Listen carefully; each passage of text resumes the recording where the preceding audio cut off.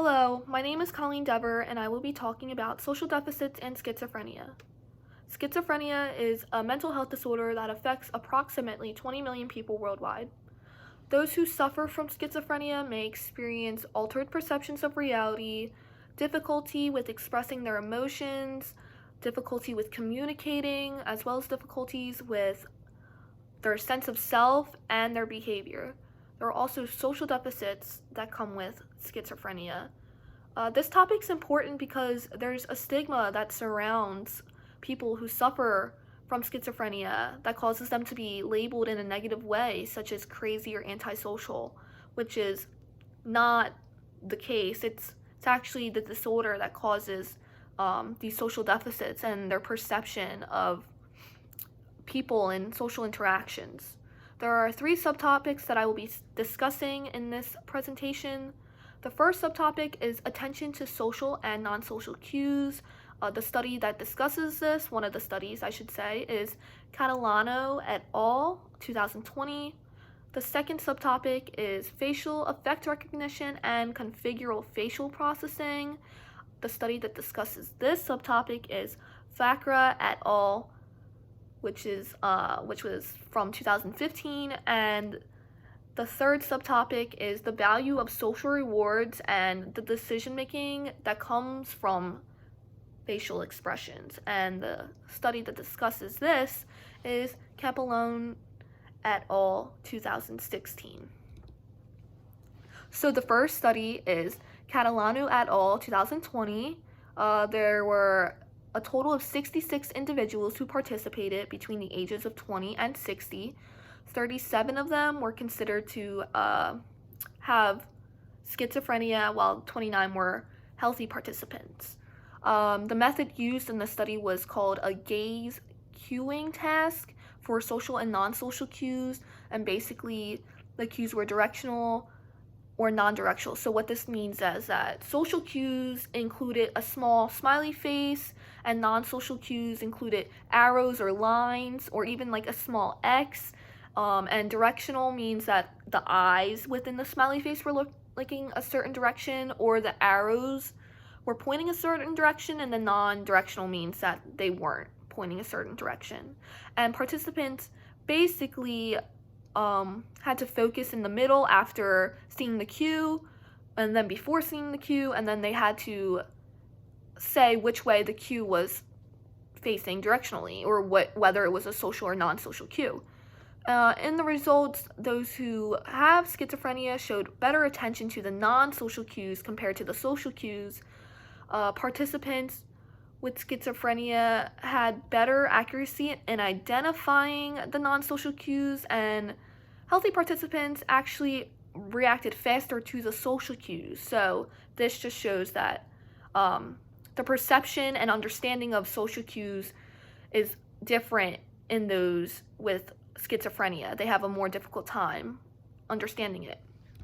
The next study was Thakra et al. 2015, included 60 individuals between the ages of 18 and 55, 30 with schizophrenia, and 30 that were healthy.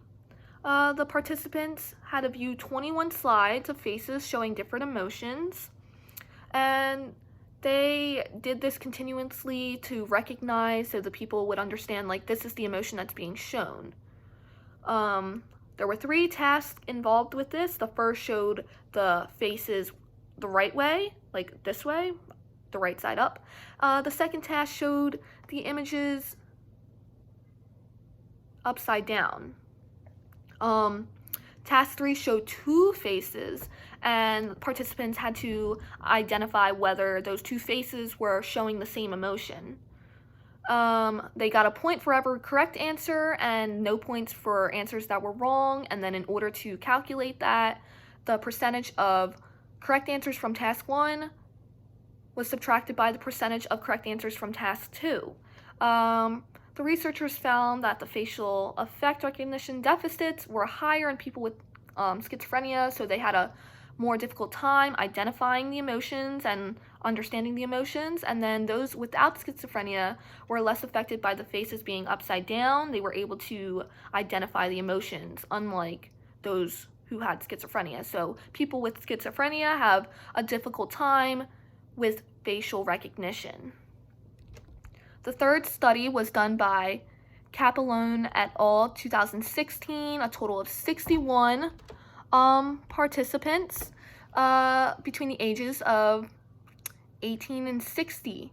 32 had schizophrenia and 29 were considered healthy. Basically, these participants had to interact with a virtual social partner, meaning that a face would pop up on the screen, either showing a smile, a scowl, or a neutral expression.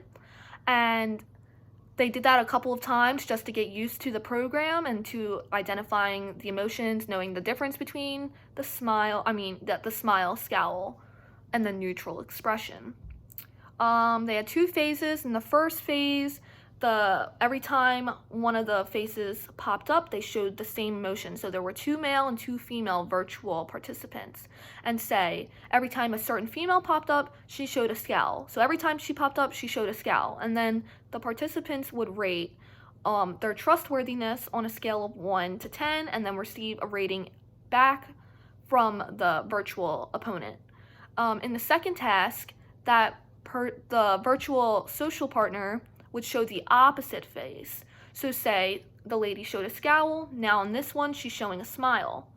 She would have most likely been rated untrustworthy in the first task, and now they're trying to see if the participants will change their rating based on this new expression. As a result, people with schizophrenia seem to trust those who showed a positive emotion less than those who were considered healthy controls, and they also did not find those who were originally trustworthy in the first phase to be less trustworthy in the second phase compared to controlled groups. So overall, Catalano et al. 2020, Facra et al. 2015, and Capellone et al. 2016 all showed results in which people with schizophrenia interpret emotions and facial expressions differently.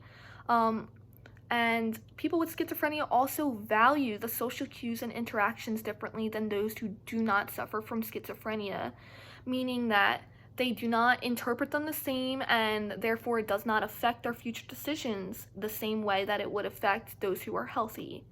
So what could be done is to understand that, schizophrenic people are not crazy. They just process things in a different way.